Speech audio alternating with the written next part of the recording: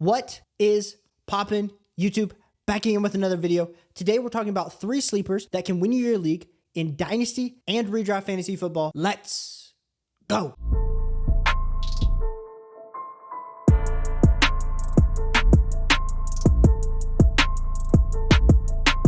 The first player we're going to be talking about today, every stinking season, seems undervalued, and people every year are calling him a sleeper, and he outperforms ADP each and every season, and this player is going to be Brandin Cooks. Now, Brandin Cooks, for Dynasty Fantasy Football purposes, is 29 years old. He is getting up there.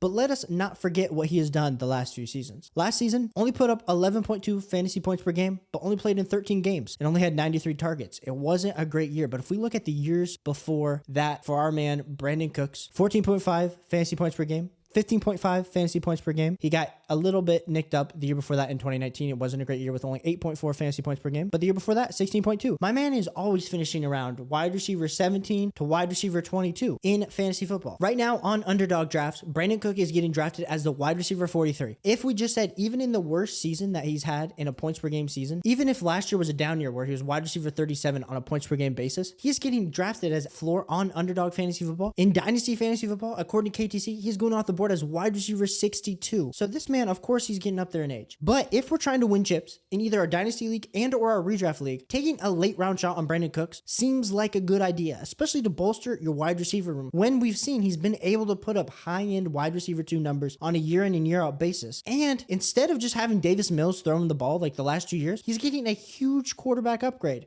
with Dak Prescott. Now, a lot of people are going to say, well, it's a crowded wide receiver room, Caleb. There's already Michael Gallup and CeeDee Lamb. The thing is, Dalton Schultz is no longer in this offense. And yes, a lot of us love to believe that Luke Shoemaker or Jake Ferguson is going to be the answer to demand targets. But even if Brandin Cooks is just the wide receiver 2, we've seen how valuable the Dallas Cowboys offense has been. Amari Cooper and CeeDee Lamb were both able to eat in this offense. So there's no reason for me to believe that Brandin Cooks can't come in and be an elite level fantasy asset. Now, we're not saying he's going to be the wide receiver 1. We're not saying he's going to have a Cooper Kupp emergence. But I think having a wide receiver 2 season when his pricers are at wide receiver 3, wide receiver 4, and even in Dynasty, wide receiver 5 type prices, those are the type of shots that I'm looking to take to win that chip. And so I would say for you, if you're looking to draft, if you're looking to trade, go see what it's going to cost to go get Brandin Cooks, because it's going to bolster your depth and you're going to be really happy that you did with the upside that he has with the Dallas Cowboys. My second sleeper we're going to be talking about today is Elijah Moore. Now, Elijah Moore's starting to pick up steam. We've all seen those Twitter videos of Deshaun Watson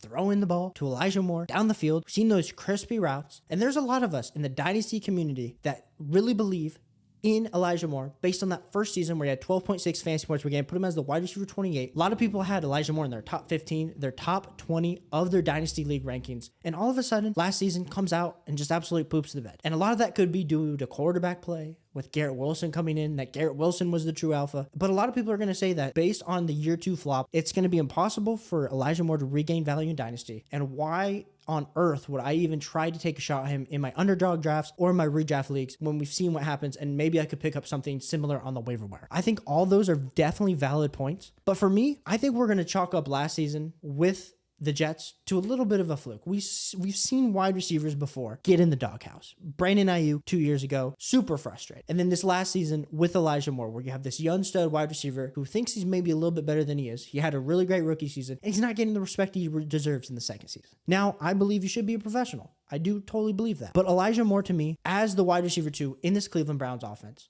a lot of people are spitting facts like Cedric Tillman and Donovan Peoples-Jones is going to take anything away from Elijah Moore. Clearly, Elijah Moore is the wide receiver 2. Now, there is a little bit of target competition on the Cleveland Browns between Amari Cooper and David Njoku. And if you're not somebody that believes in Deshaun Watson and in the improvements that this offense can make, then you're probably out on Elijah Moore. But I'm not. I'm one that I've been buying Deshaun Watson everywhere I can in Dynasty. I'll be taking him in a lot of redraft leagues and believing that his connection with Amari Cooper, we saw Amari Cooper put up wide receiver 1 fantasy point per game numbers this last season. And with the subtraction of Kareem Hunt, we can just assume that they are looking to throw the ball a little bit more with a full offseason of Deshaun Watson under the helm. I can't imagine trying to stop a play action where you know Nick Chubb Chubb is in the backfield, and you have Amari Cooper and Elijah Moore on the outside. And who are you going to double? If they're going to double Amari Cooper, that's going to leave Elijah Moore totally open. And especially if Elijah Moore is playing in the slot, it is lights out. Like I said, we look at his first season, only 77 targets, but had 12.5 yards per reception and 5 total touchdowns for 12.6 fantasy points per game. If we look at his metrics from last season, even if we look at his efficiency, he was wide receiver 5 on a true catch rate and was wide receiver 28 on total route wins. So he was a top 30 wide receiver winning routes on the field. He just wasn't able to get the targets, and Zach Wilson wasn't throwing in the ball. Now, we can't chalk it all up to that, but I think when you're able to get Elijah Moore, like we said, at these wide receiver 3 prices, where really it seems like his floor is a wide receiver 3,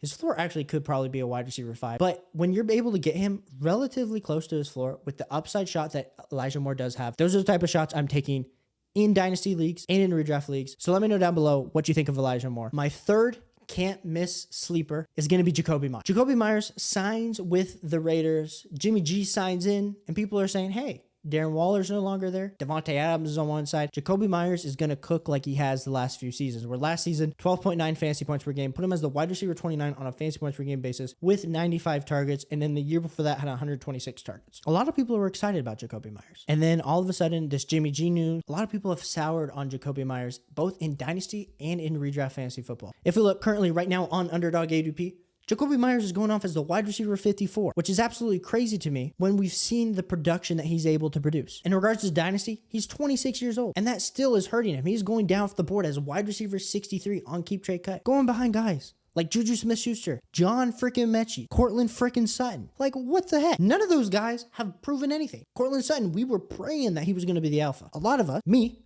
took L's on Cortland Sutton. Jakobi Myers has been putting up decent fantasy point production, getting the ball thrown to him by Mac Jones. Immobile, inaccurate, shouldn't even be a starting quarterback in the NFL. Now, if you're a New England fan, I'm so sorry that you had to hear that tape. But all of a sudden, we're talking about potentially, if Jimmy G is cleared to play, Jakobi Myers might have the best quarterback that he's played with in the last 2 seasons. And we've seen what he's been able to do the last 2 seasons when he's gotten on the field and he's been productive. I don't understand why he's going so low and why all of us are taking some of these other wide receivers that we think have more upside. Cool. You might think Jakobi Myers, you might say, oh, Caleb, he's a safe pick. Well, the dude got 95 targets last season, the year before that, 120. So you're telling me even if somehow let's say he gets in the middle of that, he gets 110 targets this next season, he could be the wide receiver 28 on a points per game basis, a wide receiver 27. And you might say, Caleb, I can find a wide receiver 2 anywhere.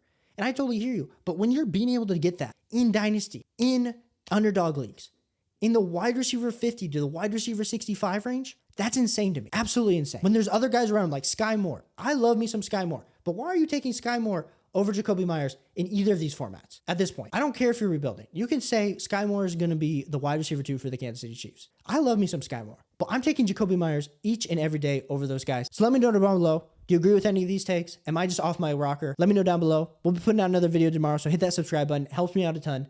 I'll catch you guys on the flip side. Peace.